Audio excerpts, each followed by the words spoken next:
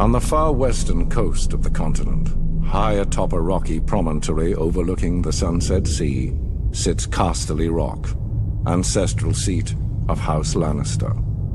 Below it lies Lannisport, one of the great cities of Westeros, a center for trade, culture, and the great Lannister fleet.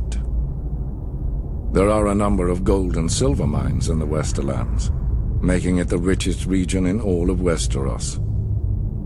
One of the most productive mines lies beneath Casterly Rock itself, making House Lannister the wealthiest of all the noble houses.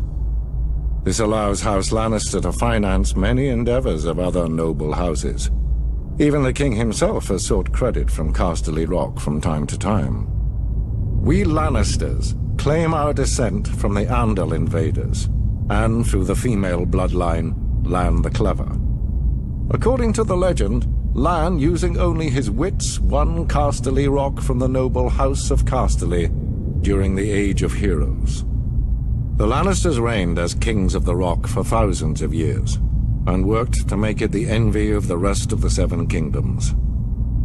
Our time as kings ended, however, when Aegon Targaryen, otherwise known as Aegon the Conqueror, arrived in Westeros with his army.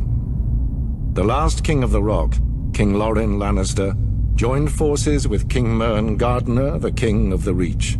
Together, with 60,000 men, they met the Targaryen host in open battle.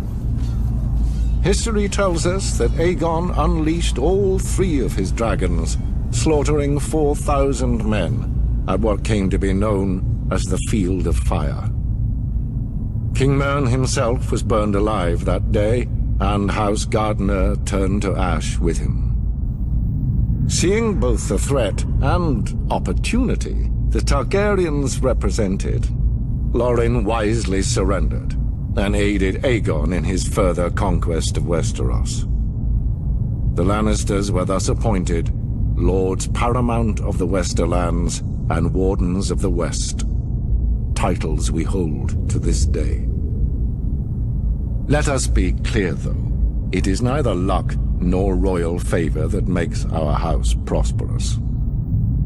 There have been times in our history where some have thought us weak, lazy, or opulent. My father, Titus Lannister, nearly bankrupted our house with his poor investments, and allowed himself to be mocked openly at court. When our vassal, the Rains of Castamere, dared to rise up against the Lannisters, they learned how dangerous it can be to taunt a lion. I, Tywin Lannister, led the assault on Castamere to put down this rebellion. I made an example of them, to anyone who doubts our might. They even made a quaint song about the fates of the Rains of Castamere. Sadly, there are no Rains left to hear it.